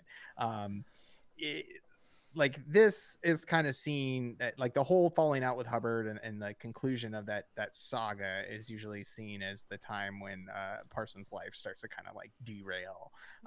Parsons ends up like he doesn't have any money at this point, or not as much money as he had before. Like he's making good all that contract money, all that government contract money. Now he's not got any of that. So Parsons has to go ahead and take like kind of odd jobs, and some of these things are like repairing washing machines or Pumping designing gas. designing pyrotechnics for Hollywood movies. And then I think he actually secured a contract later as a chemical researcher for Hughes Aerospace, like that Howard Hughes. Like that guy. They were working on the SM-46 Navajo missile project. But unfortunately, he was entertaining other offers at the same time, Playing the which kind of field. fucks him over. So Hughes contracted him to write up a proposal for a chemical plant to be used for Hughes' own rocket program. But at the same time, Parsons is in negotiations with the newly formed Israeli government, or Israel itself. And they kind of asked for a similar proposal on a chemical plant of their own. So Parsons kind of takes a little bit of the stuff that he's already submitted to Hughes and goes, well, a lot of this, I've already worked on a lot of the stuff that they're asking for. So goes to his secretary and it's like, hey, can you fucking type all this shit up for me, please? And then she realizes she's retyping up fucking, top secret shit and was like, this is weird. I don't like this. Well, one of the things I read about that was that the FBI actually got involved because they actually thought, and their main concern is that this guy was perhaps like, and especially the height of the Cold War ramped up. They're like, this guy's a Russian spy, right? He's Kremlin spy. And so they like approached him, and he went in as soon as he heard that the FBI was involved, went and had a meeting with them. They're like, this is our concerns. He goes, I am not a Russian spy. I'm gathering this information that I've worked on for this company, Top Secret. It's my information. I worked on it, and I'm looking to sell it to the Israeli government. And they're like, so you're an Israeli spy? That's what spies do, dude. That's what spies do. And he's like, yeah. Well, it's funny because it's like smart people do dumb shit all the time. Yeah. Like he's so smart. But it's like fucking when Dan was like, Elon Musk bought Twitter. That was fucking dumb. Elon Musk still pretty smart. And then like Dan's super smart and he said Elon Musk was dumb. So that's fucking dumb. Right? So smart people say do dumb shit all the time. Yeah, it's just like legit. Like he admitted to the FBI that he was being a spy for Israel by selling them top secret information. Well, it's crazy because even unknowingly, this stuff that he's been working on for most of his whole life. I mean, this is cutting edge. This is stuff that would really set a country forward. So he's like, I'm going to the Israelis and just show them how to condense this rocket fuel or do this or do that, and we're like, no, that's Buddy, that's talk state about secrets. a liability. Well, 100%, right? Because all of a sudden now Hughes gives him that was his last chance. Howard Hughes gives him the last chance, right? You fuck over Howard Hughes and the U.S. government. Hughes is already a gigantic anti-Semite. Fucking hates this guy. Wants nothing to do with him. You've got Parsons now with 15 years worth of fucking rocket technology in his brain. Yeah. Right? And what can you do legally to get it? Like, what can you do to him now? Could you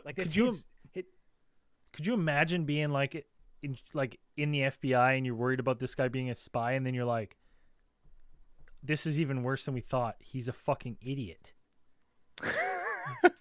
You're like, he doesn't all this know information. He doesn't know that what he's doing is illegal. Yeah, he's not. And he's what No, we he's would not. I consider. mean, he's not an He's not an idiot. idiot. He's just Espionage. unaware of. He's a fucking self-taught fucking genius. Yes, no, 100%. He's socially. unaware of the implications of what Yes, he's exactly. created. And then so they're thinking like, He's what if naive. someone else approached? Naive. What There if you go. That's the what word. if a fucking country High that is- intelligence, low wisdom. Yeah, Yeah. He got a bad role on his character sheet. yeah. You know, They're like, not a balanced role. what if this guy was approached with a bunch of money from like an adversarial country, right? Like you got to think they were thinking this kind of stuff after this. I mean, Israel was an adversarial country, but he's still approached by a different country. Well, Like that's the what I'm fucking saying. They've US got to be thinking if Israel did this easy, just talk to this guy. And he's like, let me get to you the Well, secrets. We're gonna get into it a little bit later, and it's like leading up to his death, and you're like, I understand why people were very concerned, but Yeah. Yeah, so this is when Parsons like officially loses his security clearance. Like any of the privileges that came with that are all gone because the U.S. Air Force pretty much got involved, and they advised the FBI that the U.S. Air Force had been monitoring Parsons and his relationship with Crowley, the infamous Aleister Crowley, and then they kind of had observed all of these goings-ons, things like the religious cults, the sexual perversion, and also all of these things going on, and multiple crimes that may or may not have been committed, and also activities that could have been interpreted as subversive. And also, like, I'm pretty sure like everybody was kind of aware that Parsons kind of leaned more towards like the Marxist ideology at that time, and it's kind of like, well, yeah, if you're on that side, no good.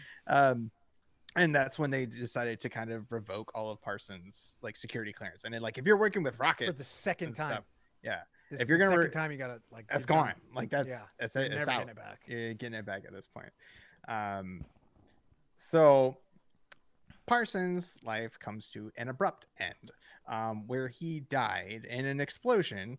I mean, I guess that's In not his really. He was working on It was pyrotechnics in his workshop. Yeah, working his on. workshop. He had been commissioned to work on some pyrotechnics for some sort of movie project. A last-minute job before he had planned to move to Mexico.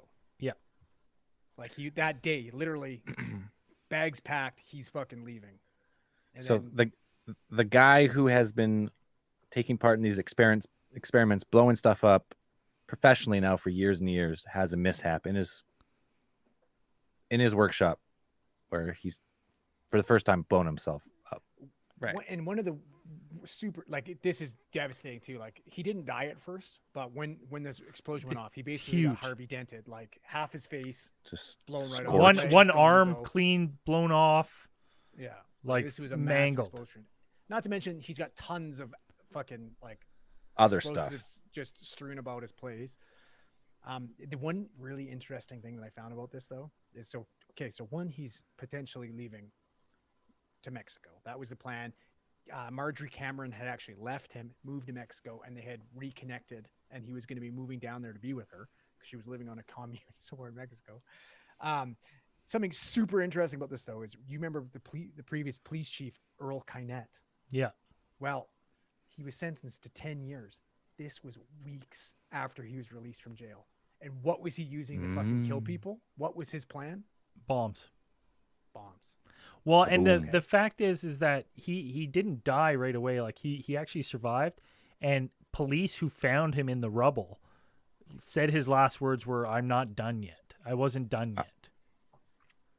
I thought he died on the way to the hospital. I thought. Yeah, He but died. his- Yeah, he died 40 minutes after the explosion. But they like when they found him, he said, I'm not done yet. Well, he said, "I'm not done yet." Yeah. He has no more. Yeah. He has no cheek muscles left. It's Yeah, just sure. That's true. incinerated. That's a good point. Yeah. What half of the face, but like, you know, it was But just there's that's super. You know what I mean? That's super fucking conspicuous. And then the That's fact quite that quite a coincidence, if nothing else. there's the fact that he's planning on moving to Mexico with all those fucking secrets in his brain. And apparently at this time, like Mexico was they had a bunch of elements that were pro-Soviet. They were pro-fucking Nazi. There was the Latin American movement at that time. And they're like, okay, like this guy's going to Mexico. He's got all this fucking knowledge of rockets and shit like that. Like we can't, like basically everybody. You can't let him go. Well, everybody other than Parsons thought it would be better off if he was dead. The U.S. government, the Israelis, like fucking, you know, Yeah. like a Kynet, like there were so many people that had it out for this guy. So like that's a lot of motive there too. And then there's his wife Marjorie believed that he was actually working on making a homunculus, and that's why he exploded. What's Yes, you a do. homunculus? It's like a Artificial smaller human. clone of yourself, Yeah. right? Which would you gotta fucking like Yeah, talking there's- about yeah, like, there's a you really get- gross way to make them. Yeah, You Yeah, need a genetic What's material for sure. capable? Then it's Yeah, it's and not it's it's not as called- cool. It's not as cool as Full Metal Alchemist. What's So maybe what's the way to, there's- you know, at my own peril, what's the way to make them? Just curious. Yeah. Well, what I would surmise is it's fucking rocket erotic explosiation. Oh, okay. It's a lot of like. That's gunky what stuff happened to in him if he's there, I tugging it in his remember. office and he blows up. Like, Yeah. It just seems like it's I found it weird that like, yeah, he's working on something that's actually pyrotechnics are not super explosive, really. Like Yeah. compared to all the stuff he's done, like there's it seems like a minor all the thing stuff to in make. There was like he had I know, but like it Yeah. seems like it's such a minor thing to make a mistake on something you've probably done how many times by now? Yeah, and, I and then to explode your whole house and then end up that you die from it in the end. And everybody, like a lot of people suspected that the explosion came from underneath the floor. That was a lot of the controversy there. Like they tried saying that he was holding a can of A coffee can. He was mixing an it was empty coffee can. with Yeah. some type of explosive mixture in there, and he dropped it, and that's where the explosion came up from. But a lot of people close to him said that the explosion actually came from under the floor, Well, it's which would Came lead you to from believe that there was a bomb inside the under there. house. I don't like when I was reading this one and like the theories are one like some people are like he committed suicide, he blew himself up on purpose, but that goes against the police officers on the scene that found him and say his last words He were did a shitty I wasn't job. done. Like, you did a yeah, good job. and for someone you think if someone with that experience they would have He'd incinerate like himself. yeah oh yeah he would have done the incinerate job. himself, or this guy's a known fucking opioid abuser. All the different he would just do something fucking a little bit Yeah. more thorough. You would Is think, it in my now? head. Is it maybe? I mean, I'm not discrediting the possibility that the years of drug use and opioid use, we know that what kind of like those addictions can do. That maybe like this is a person that is a shell of their former selves. Maybe He's had a only mishap. 37. He's like 36 Yeah. or 37. He hasn't been going crazy for that long. Like, No. he's a young man still. But Like, don't tell me 36 is old. to be honest, I'm like you can definitely easily make that connection of why some 3-letter agencies would want him out of the picture and not out, especially moving to other countries, you know, and possibly giving this information. Because like if he was this much of like kind of a known rock star, maybe he was on the radar of other countries as well. The second he leaves the States and go to Mexico, like you got to think like, you know, he's fair game to really approach and really go after Do you to think try it'd to be get this easier kind of to kill him information. in Mexico, though? I don't think it Wouldn't it matters. be easier to hire Probably- somebody down there just to plug him in Mexico. I don't maybe? think it I don't matters know. at this time. Yeah, No, I'm but- on team. He was murdered. I'm on. Team I think I'm on team. Well, yeah, I Murdered mean, if too. if he went to Mexico and someone murdered him, and that story gets Murder out, in it's like he got murdered. He murdered in Mexico, but he Yeah, blew up. Mexico. He blew up by an accident. Is something easier to sell the public. I think That's like, what makes oh, me think it was Kynet. like he's been. Oh yeah, he had a house the full of cop, explosives. yeah. He made a mistake. It blew up. Tragic end to one of the most revered rocket scientists and of its day. and after this, they just like quietly just white him out of the history Yeah. books. Yeah, pretty much like they went like retroactively within like the documentation of Caltech's works, like the academic papers that were stored there, like they went and like took out a lot of Parsons like contributions. They went back and like took out They all of this buried stuff for a them. while. Yeah.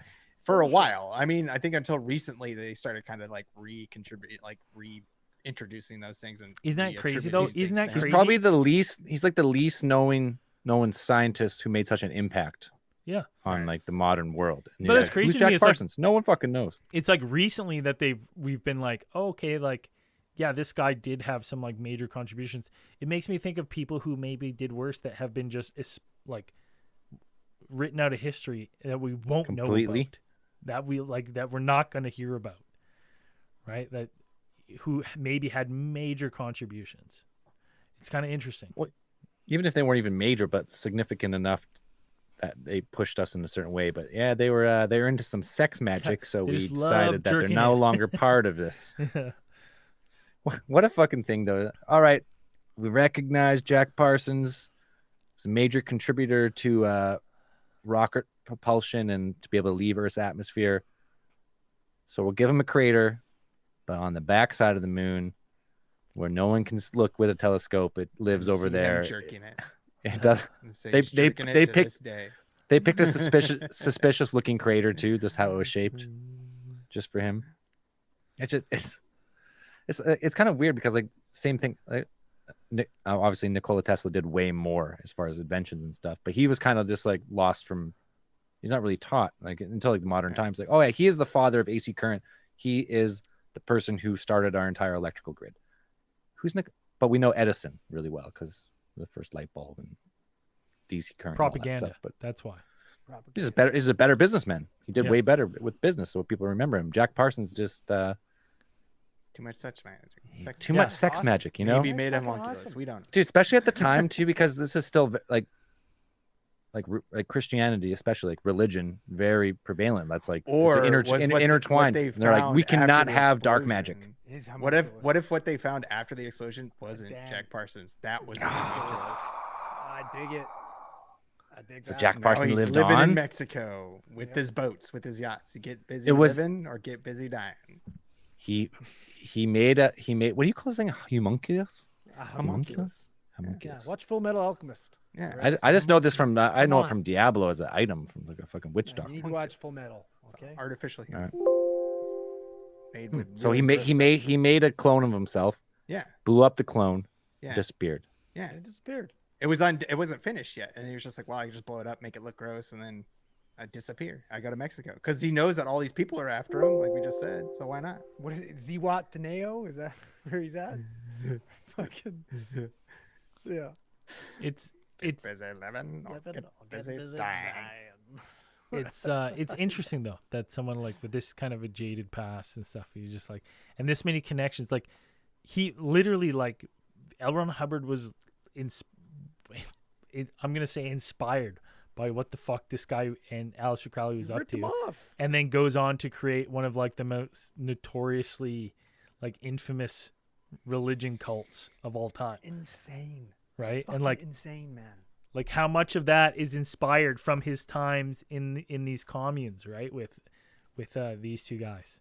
It's Yeah, but what other interesting religions connection. have similar starts to this too? Yeah, right. Like I it's don't know, man. interesting. Like, we don't connection. even- Like such a giant grift. Yeah, Yeah, I mean, we don't like our modern religions. We don't really know the exact start. Like it's been lost translations over thousands of years. And what was the original start of this? There's always a story of like fucking hallucinogenics starting religion. Yeah, Some guy did mushrooms, some that's right. did some mushrooms, and all of a sudden the bush should was do a- burning, and God should was do a talking to him. Casefile You're on like, oh that. shit, it is cool. That's Yeah, a that really is- cool theory. What's that book called again? I gotta look into that. The cross and the holy cross and the mushroom. Some- Something about mushrooms. Cross. It's Zell, you interesting. had me a All the mushroom. connections are wild. Type in cross mushroom Joe Rogan, and I guarantee you it'll pop up. Joe Rogan. Sacred mushroom and the cross. There you go. Yeah, Yeah. you got it right. That's knew what it. it was. Yeah, That's, yeah. we're right there. Yeah, we were yeah, right. yeah. Go. We just had it switched Just there. around. You just had it. Cool. Very interesting guy. If you haven't hashtag looked up tons of little documentaries. About Andrew him read and the stuff. book. You said that book Strange Angel was pretty good. You Yeah, said it was awesome.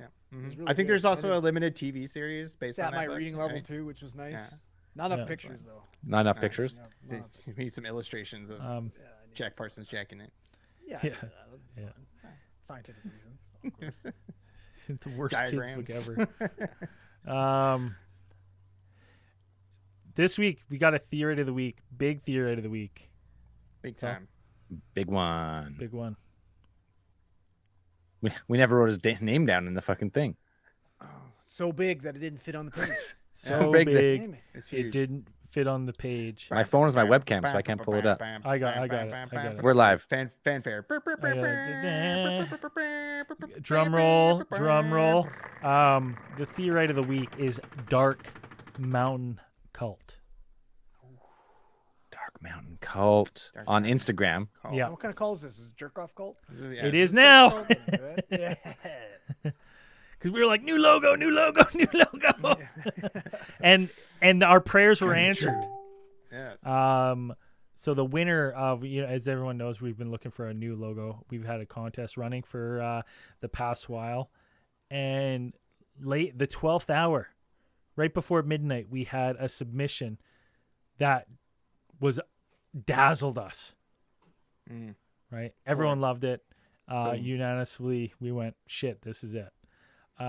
It was designed by Dark Mountain Cult. We're not going to reveal it yet because we're going to have him on the show in the next couple weeks here to unveil it, and it'll be all across. We'll drop some merch and stuff with it. I'm not Maybe going to we'll- say his real name either because I'm not sure if we're allowed. I'm not sure if he's we're into allowed. it, yeah. Like But, he's that mysterious of a man.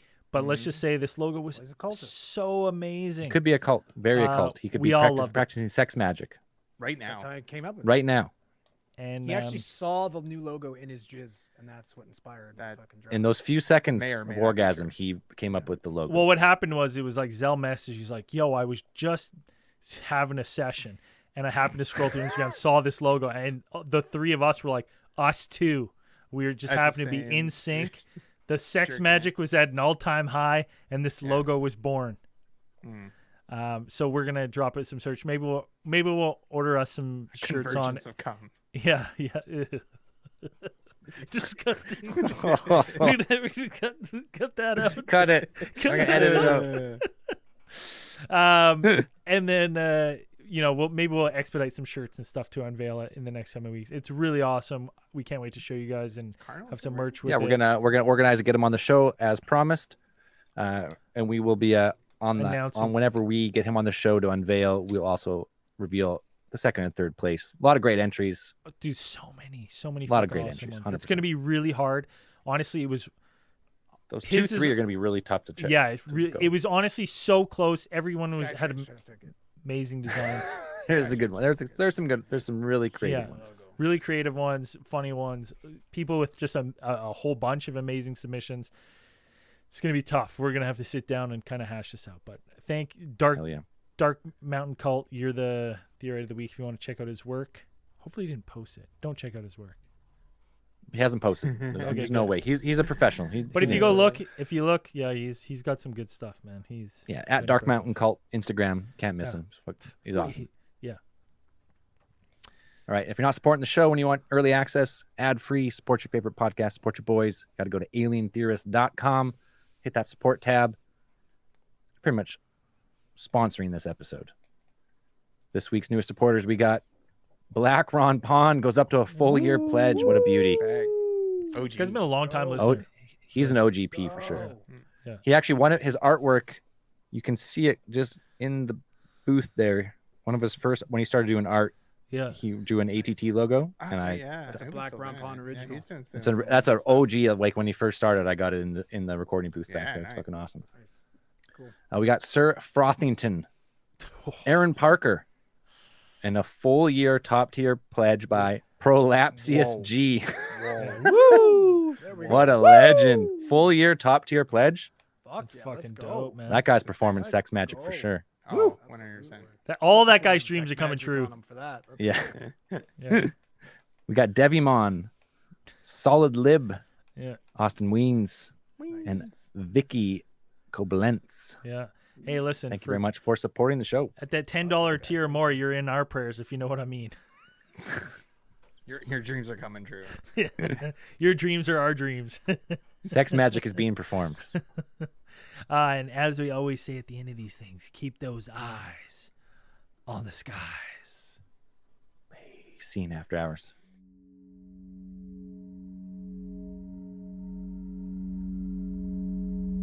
Yeah. I, After hours. Zell's got to go. sorry, everybody. I gotta go because Dan's house pretty much blew up last night. That we had to move it to a different time, and I'm on baby duty, so I gotta go. I'm actually somehow we made 3 minutes to spare. I made it. Yeah. I made it. So Excellent. all right. All right. Okay. I'm out though. They're gonna Peace. linger Don't on. close that window. Peace. Let it upload. Let it upload. Okay, I'll just leave it. Well, you don't have to. So what? yeah, Do I, I think you Can leave the call, and then leave the the call? window open. Yeah. okay, leaving the call. Yeah, Get there out you of go. here. Oh god damn. Got it. Yeah, No, my tree fell down like in my neighborhood and it took out everything. Oh, I told apparently. everyone there was a And then- horrible crash. Oh, no. I had no idea. I just dude, a lot of people in the No, chat tonight. So awesome. Thank you guys all for jumping in the little early show. Sarah Jones, Keep Tessa, saying we need to do these things earlier. and nobody Joseph, listens, and Shadow we C, get more Sergio, Abby, Dre, Jose, Bandito, Sean Mullet again, Catlin Johnson. A lot of people there in the chat watching the live. Thank you for that. Dan, you know what I had an interesting in? You know how Mark Cuban's doing the fucking drugs now? Like the cheap drugs? You doing drugs or selling He's drugs? selling drugs. He's selling the cheap drugs. I was Right, wondering, right. like, it's an interesting one. I was Should like, we sell drugs? yeah, I think so. No. Cheap drugs. But I was like, in my head, I was like, is that guy too big to, give him the what are those? What's the Canadian pharmaceutical people that got murdered in an obvious hit? Oh, The Barry I don't and remember. Honey Sherman. yeah. Is he too big to get Shermaned? Because like Probably. his whole goal, like I was watching interviews with him where he's just like, I'm releasing the profit so everyone can see how much we're making off these drugs. I don't care. He's like, my life is all about ruining the pharmaceutical industry. And I was like, ooh, that seems to me like a dangerous fight to pick. Even if, it's like you already have the company, so it's like even if he dies, the company continues.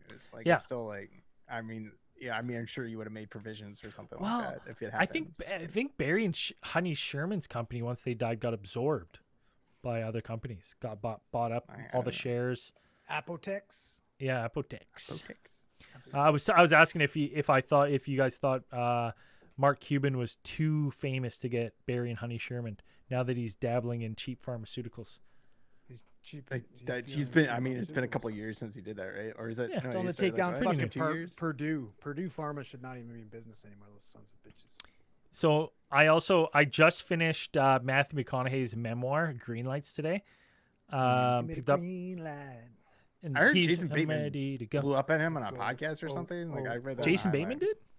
Yeah, It- apparently blew up dude, with fucking really, Matthew really? I feel like Jason Bateman's just a powder keg, ready to blow all the time. Yeah, he kind of looks like that. Yeah. He's a good memoir, interesting read. It's like kind of Alright, interesting. Does he do it himself? It's usually Well, the here's the audiobook. thing. It's Here's the read thing. By Matthew McConaughey Well, I'll tell you this. as Tug Speedman's manager. When you start reading it, it's Get you that written. TiVo Tug. It's written in the cadence that he speaks. Oh, Yeah. amazing. So when you start reading it, like the first hear page, him. I was just like, McConaughey, get out of my head. What are you doing What in there? inspired you to? Alright, What alright, inspired you to alright. fucking read that of all things? When you texted me about it today, I'm like, why would you? Someone read recommended it. Someone, a friend of mine McConaughey. recommended it. A good friend said, "Hey, you would probably like this," and I read it. I did it, dude. Really interesting read. Really cool way to live your life. One issue though, I messaged Andrew today because I read the one page near the end. It's a lie. He talks about his hair loss at one point, and that they're like, people always ask him how he regrew his hair, and he claimed Why? that he did 2-year nonstop Regenics, and he just massaged this oil into his He's- scalp he's a every fucking day, and co-owner his of hair that, came I'm back sure. thicker than ever. And It's probably got fucking Jack Parsons spooge in it. It's got yes, sex yeah, magic that sex ruins magic. your fucking And I was hair. like, God damn! I was like, Made by him. I was like, fucking is he? Does he own? In my head, I was like, does he own a little bit of Regenics? 100% he does. And that he just wrote that into the book so people would buy Regenics because like an all you natural got a hair path. transplant. That's the Yeah, only yeah. way to do it. Yeah, It's the only way. yeah. Okay, I was. You can like prolong your hair, Yeah. but you can't just Well, magically. the thing grow that new sucks fucking about hair that like though, There's the no thing that fucking sucks way. about that is It's full of because shit. I'm instantly skeptic now about that because I'm going For like, what? about the Regenix shit, and I'm like, if I'm skeptic about that, then it throws the whole memoir that I've just read into just. And honestly, It's all a lie. and honestly, listen, does he own part of it? I don't know. That's what I was trying to find out. I was like really curious, but I was like, one of the things that I was interested in is like, because, dude, and listen, I'm a huge fan. If you're telling me a story, and your story is a true story, but you exaggerate on some details to make it a better story to tell, buddy, I'm in. I fucking love it. Make it better. I want to be thoroughly entertained by your story. But I was like, there was a couple times when I was reading, I was like, this is wild. Where I would be like, he talks about fucking backpacking in Africa and then just like running into like, you know, he didn't, no one knew his name was Matthew McConaughey, so they didn't have internet, so he was just David to them. And he was just this big muscular white guy, and he told them all he was a boxer. So he got challenged by this like one tribe's greatest wrestler, and then they couldn't talk, but they had this wrestling match, 3 rounds where he won, and like this guy had to hold his hand and shit. Like I was like, that's cool, that's a cool story. And then I read the Regenix thing and talked to Andrew, and I'm like, all right, how much of this book is really tall tale? Like a really tall tale. I could tell the last chapter was not written by him because it's not written in his cadence at all. So I would definitely say he had if you're interested, Greenlight's a good read. Interesting how he copes with like childhood abuse and like, you know, kind of a hard upbringing. I was like, that's kind of refreshing, and his outlook on life interesting. Good read, easy, 300 pages, nothing. You can read it in 6 months like me. But yeah, I was just like the Regenix shit. I was like, why Regenix? He's a spokesperson for this company. Is he? Yeah. That fucking greaseball. Whole biography just fucking. made Yeah, to I sell don't Regenix. buy That's it for a not fucking all second. right in my books. Yeah, I don't fucking buy it for a second. Yeah. I wouldn't. There's nothing, and like even on everything, it doesn't say that there's any science to fucking prove it. Yeah. Well, no, I don't Okay. think so either. And One then we and do then, have science. dude, We it's know it's $199 for a 30-day pack, and he's like, I did it 2 years straight religiously in order to get my hair back, and I'm like, yeah, 2 and he years at didn't pay for it. $199 a month? But he didn't pay for it. Probably not. It says studio the paid for it. owner says he didn't pay for it. Like he's a spokesperson. That's how they're like they won't say whether he gets paid to be a spokesperson for him, but he never paid for a treatment. Yeah, it's interesting. I don't know. I'll have to see the back of his head. That's the only way. See if there's a scar. Yeah, I got to see the back of his head. The only So way when to I see meet it is Matthew if- McConaughey one day, I'm gonna be like, "Hey, I read your book. Can I just check that scalp?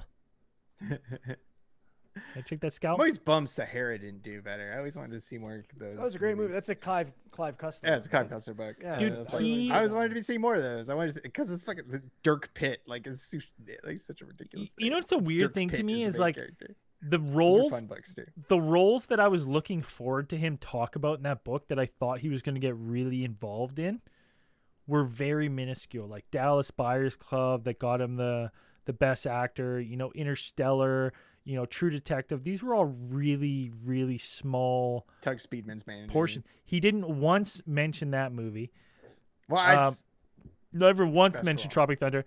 Dude, he Well, talked more about deep. that fucking Rain of Fire for like That's so a dope long. movie. That's a good movie. It is a good movie. It is a good. I'm not saying it's a Fucking bad him, movie. Christian Bale, like, It that's a was just fucking wicked cast. surprising That is a that bizarre how movie, much yeah. how much he terrible talked about that in the like gave that His much to favorite. that movie in comparison. I was like, dude, Dallas, he owned the rights to the story of Dallas Buyers Club. I thought for sure this was going to be a really long like Rain of Fire. There's a movie. he's like, all right. He's like, my boy Van Zimmerman or whatever the fuck his name is. He's like, he was a dragon himself. He killed the dragons. I must become a dragon to kill dragons, and that's what I did. I ran through the I'm a desert. dragon, ate deep in my soul. He's I'm like, convinced. I drank 2 shots of tequila every morning because that's what he would do.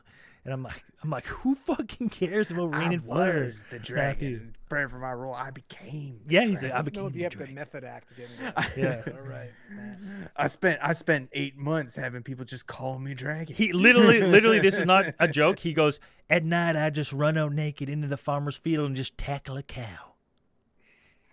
And I was like, okay, you could have left underwear on, dude.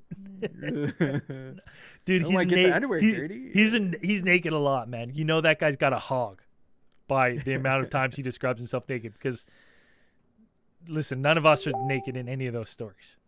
Nothing to be ashamed of, brother. Matthew McConaughey is fairly unproblematic actor. Yeah, it's good. Dude, tons of I always like him in most of his stuff. Like, his book's good, Dan. I would give his book a recommendation. Some of the times you have to be like, is that it, did that?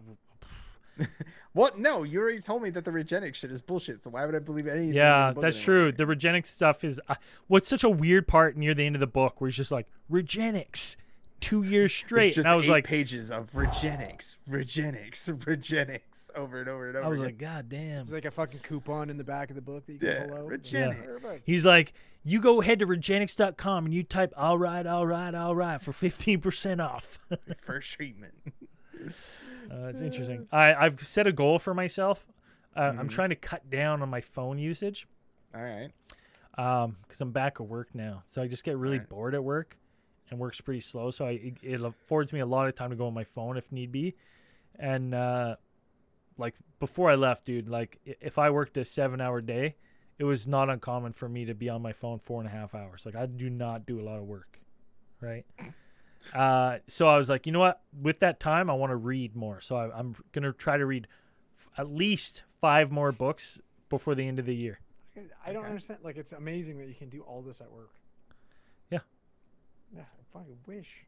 I have time. Like, So I don't have to read, dude. If I would read books at work, but I don't know. I can't. Like, I'm trying to You finish got- the Horse Heresy. I'm almost done. Yeah, but you do work at work. Almost. See, I I don't do do do work. work. I am literally paid to be there. Just be there. Amazing. Be a person there. Paid well, like surprisingly well. Yeah. And then once I'm there, they're just like,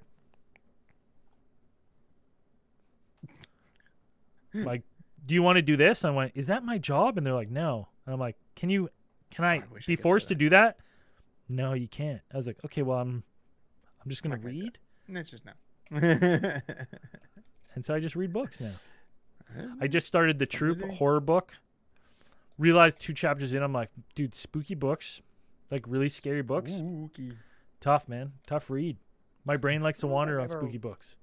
I don't know if I've ever read a scary book, like a true scary Oh, book. yeah. There's a couple of Think them. of it. What is it?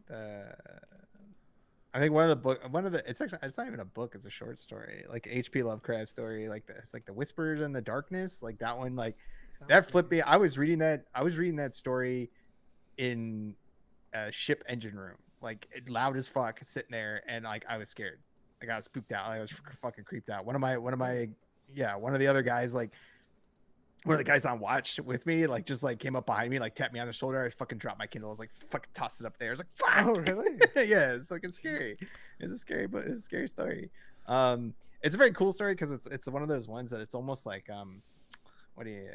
it's like it's told in an interesting form where it's like you're getting the main teller of the story is actually getting letters, so he's reading letters like as stuff is happening. So you're getting letters from correspondence from a person who's like, there's weird stuff happening around my house and I need to tell you about it. And he starts like writing out like what happened Oh, and like it the does night get before, worse as and it's like, yeah, it just it's gets like, worse and oh, it's like no. crazy stuff starts happening. And he's like, there's these really hard rains one time and people are finding these weird bodies in the fucking water and the rivers coming down the streams. And it's just like, now I started hearing things out there. My dogs are barking. Something's out there, and it's just like good. it gets like progressively fucking creepy, and you're just like, holy shit! It's like That's badass. It's actually it's a it's good actually story. crazy how fast you can read a book when you like have the time to read it. I was like, I started reading that book literally less than 5 days ago, and I finished it, and I was like, God damn, it's been a Well, while. I figure since- like It's an the type of audiobook, person you are, though. like an It's like me, audiobook I is like can't read 8 longer than an hours, 11 Yeah. hours for like a 30 chapter book. Like it should Yeah, be because that I was like long. 300 pages. I was like, I smashed it out and like, just like on my like I said, just sitting around. It's like I don't get like 4.5 hours like steady to read. It'd be like, 40 minutes here, 40 minutes there. right? Where I'm kind I of think like just the more I read of a book or like a certain author, like I read the books faster because once you learn, for me, like once I learn like their kind of style, and there's a lot of stuff that you can almost like. For me, there's been a couple books and like series where I can basically you can skip most of it except for the dialogue. Like you just skip I couldn't until do like that. you go all the way until the dialogue, and you're like, Really? but there are some writers that do it really good. I think like Steven Erikson, the guy who wrote the Malazan Book of the dude, Fallen that books, first like, book's hard to I fucking can't. read, man. That one's really hard. Like I said it in Discord or something. Like that first book is really difficult because Erickson really is like he goes real hard on world building and he throws all of this stuff at you and all these names of places and people and you're like, holy fuck, what is going I on? don't know. I You're don't know like, what any of I this have no means. idea. I'm lost. I don't know where I am. But like once you get past the first couple chapters, it kind of like slows down, focuses more on like a couple primary characters. And then I actually think the second book is actually superior to the first one. Like the first one has a lot of crazy shit that happens, but That's what everyone is, like, says way when you better. have to read through an absolute dog shit fucking hard book to read. They're like, the next I one's thought worth it it. was- And you're the like, first one- no the shit, first the one is first one's cool. fucking so hard to read. It's not It's like yeah, Dark the first Tower one's too. How cool. you People ever are get like, past get it? through Dark How Tower can you and the force I second yourself one. powered to through read it. something Like like I that? powered I through the can't do first Oh, dude, one. I I see tried that's to read the name of the wind fucking Those books suck. 10 Fuck times. those books. Those I books can't suck. get Um, to the Patrick Rothfuss. I hate do that. it. I I'm- hate the name of the wind I'm- books. I don't care who knows that I do. So I want to. I do too, Dan, because I can't I get into fucking it. hate those books. I want- hate the I main want- character. He's a piece of shit, and I don't care who knows about it. I want people to give me recommendations on Discord. I don't know. Do we have a book club or anything? we have the Should. book. I We think have we the have a thing in reading one. Discord. We have the Okay, reading room. so I've read I an think- autobiography. I don't want to read two genres in the same in a row. So it's like I'm reading a horror book now. So if you're giving me a recommendation, I need it like in the next couple days. Can't be horror. I'm down to read an autobiography. I don't mind as long as it's interesting. How about a like epic fantasy? I want to read an epic. I want Yeah. like Game of Thrones level fucking. Well, then you want to Epic get into fantasy. Gardens of the Moon. no, Andrew can't read that. Yeah, it's really hard. Fuck The you, second, man. skip to the second book. I would say just go No, straight. I to the honestly, second can't skip. I can't. I would say No, just I go- just got- the stories almost have nothing to do with each other. Like it's I like, would if you just say- read the second book, you'd be. I good. would say if I'm a you're good reading the reader. first Jesus book, Christ. audiobook Second book's way it. better. Audiobook it and power through it. It's so Yeah, hard. that's true. Dude, You it, do that too. I can't audiobook. It see, doesn't- my problem is I this. got My problem is ADD. this. If I read a book, and that's why I can't do any more series. I got to take a break from series for a little while and just read one-offs. Because the biggest issue that I have is my brain. I have like a little bit of OCD where I'm like, okay, I'm gonna read through the entire Dark Tower series. Everyone tells me it's so good. I got to read the first book, and then I will just like relentlessly didn't get try into to that read either. that book for a year, can't I get tried that finished too. it, and then finally I just don't read a book for like end Gunslinger? up don't read it for a year because I can't make it through half of this book. That book's boring. Yeah, it's fucking so It's boring, dude. I know. It's so boring. I get all these books that everybody, these series that are all amazing, and they're all half read, and I can't do it. And I'm just over it. And I end up reading fucking shitty detective novels. Well, you I should like the read one-offs, you should read man. the Sandman Slim books then, because it's a detective novel, but it's also fantasy stuff, which is pretty cool. I It's love kind of like the anything- Dresden Files. They're kind of like the Dresden Files, which are okay too. The Dresden Files are alright. But if you like detective noir, and then Yeah, you want like some crazy love it. fantasy stuff in there too, like I'd I say don't the need crazy Dresden fan- I- Files. I just need And to change then- from detective noir books because that's all I read. Yeah, and I when mean- Andrew says detective noir, he means Batman comics. Graphic I haven't- novels. It's probably even worse. I've been reading the Cormoran Strike series. I fucking love it. Fucking love Yeah, it. Sean Mullet. It's- No one's surprised you don't read much. You didn't have to tell us. We knew. All Patriots fans can barely that- read. I love fucking Harry Bosch.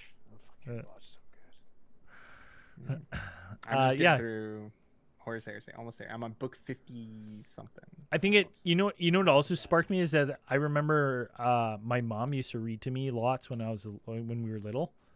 Right, Oh, she used that's to read like she read like Harry Potter when we were really little. Oh, like so, really? we would sit on the bunk beds, like me and Scotty, That's awesome. and then she would read us a chapter before we went to bed and stuff. Really? Yeah, and so then fucking my grandma adorable. did, and so it's like I kind of remember that, and I was I'm like, gonna do man, that for I my want to read more, and then because I want to read to Roman, so I read to him. You know, when it's my night to do night, like tonight I can't because I'm recording, but like when it's my night, I try to I read baby books to him, and then I'm just like, Yeah. my thing is I want to read to him more, and I'm like part of that is I'm like I need to read more because I need to make that part of my life so I can make that part of his routine. Because if I'm not reading, it's going to be hard for me to maintain reading for him. So It's shitty when they like, because now when you read, it's the same fucking thing.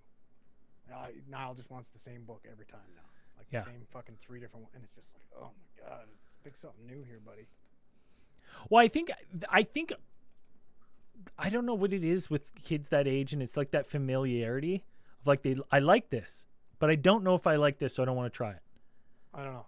Because like I'm even over Roman at Rainbow. this age, it's like, dude, put on a TV show, any TV show, he fucking cannot. He just and to like just distract him for a little bit. You put on Miss Rachel, it has to be this one video, the specific Miss Rachel video, and he's like excited. Any other Miss Rachel could Wait care till less. That was like the fucking Blippy excavator song. My kid was all about that. Oh shit. God, man, But it was just like, dude, you know how many times I've heard "icky sticky bubble gum." Icky sticky sticky sticky bubble it's gum. funny that your kid, like bubble my gum, Bowen, doesn't bubble give a gum. fuck about any of that type of shit. Oh, he loves it, dude. He's just fucking jamming out, It's, listening to that. If you start careful, singing 'cause- it, he gets a huge smile. You might be raising a serial killer soon, because I think that's what my kid is. Have a look in the group as what my kid wants to be for Halloween. Let's see. Like, I don't know any fucking 4-year-old that would ever. Chooses Like- Carnage. Yeah, he wants to be. Dad, I Carnage. want to be Carnage. Especially after seeing the movie with Carnage, you'd be like, I don't want to be Well, Carnage. he hasn't watched it. Which means then he's seeing Probably ruthless likes it 'cause Carnage. it's red. Like, I don't know, He's maybe. watching he watched the animated series with me, so he loves Carnage from that, and he likes Oh, Carnage yeah, from his video game. It looks He really cool. likes He's it. red and Yeah, I black. know. It's but cool. I'm just a little Yeah, butthurt that he didn't want to be Venom, but whatever. Caitlin Johnson says But I guess she I just get to be remembers. Venom now because I'm. Yeah, 'cause you're the Carnage is my dad. spawn. Yeah. Carnage is my spawn. Caitlin Johnson remembers Grandpa reading 20,000 Leagues Under the Sea. See, those things stick with you, right? So it's like, Yeah. I want to do all the voices. didn't get I real might tears pick a as a kid. book like Lord of the Rings or The Hobbit where I can be like really lean into it and then show a movie after. You know what I mean? Like, that's good. My parents had I think gave by my grandma, and they used to read me that it was like a illustrated Bible. They used to read like the illustrated Bible. Yeah, and that's why I like fantasy so much. My mom bought me a comic Bible. Yeah, I used to have them read Exodus like all the time. It's so That's so cool. funny. Moses is so cool. Who turns a stick into a love snake? Moses. Magic. Yeah. Neat. Sex magic. Sex magic. Turn your snake. Actually, it's magic without sex. Is the whole thing of the fucking Bible, I guess. Yeah. Non-sex magic. Yeah. Now, if you they're- read some of the right? parts, I guess they're trying to Solomon, get you out of it. King Solomon was banging. David was banging. Like, Yeah. They were banging. Yeah. Especially, well, no sex it's- magic from those 200 Philistines that got their foreskins chopped off because David wanted to bang some princess. Like, It's interesting to me. It's still interesting with Jack Parsons to think I'm like he was so interested. I'm like, was he attributing some aspects of his like success to being like, this is working in tandem. It's not one or the other. This is working together. The fact that yeah, but also like technically, it's like his love life was shitty. Like Yeah, everyone he's that he terrible. was with, like ended up leaving fucking him, off, like and you know, yeah. leaving him. So it's like it wasn't working that great. You know, and it's just like was it really working for you? Like everything kind of, I mean, yeah, there was like a slight. I mean, there's like a period where it's like, yeah, everything was going cool, but it's still like everything kind of just like, you know, I don't know. Did maybe Crowley cast a counter spell on him and was like, hey, fuck this guy. I gotta wrap this one up, boys. All right. So sorry for our shorter after hours, everyone. I mean, Tuesday we had to make sure we kept the streak. We got the best Iron Man streak going right now in podcasting. You know, All thanks to sex very magic. few shows have continued You weekly guys don't know shows. how much sex magic keeps us. Oh this my stuff god, on. this Keeps show us is together. 90% boys. sex magic, right? Like you don't even want this is why I had to get a separate trailer. I couldn't even be in the house anymore. I've got like 8 homunculuses. Dan's trash bin is just wailing Dan's. Chock full of homunculi. They're Um, like little monkey butlers. They like Yeah. go around and just like You store them all in fucking Thailand. That's why I have to go back. Feed them I have to, once yeah, a year. to take care of them. Thanks everyone for listening. We got some more bonus stuff coming down the pipe for you guys, and we'll have some more daddies and baddies soon, and some other fun do stuff. it. thank you for listening and have a good week. Peace.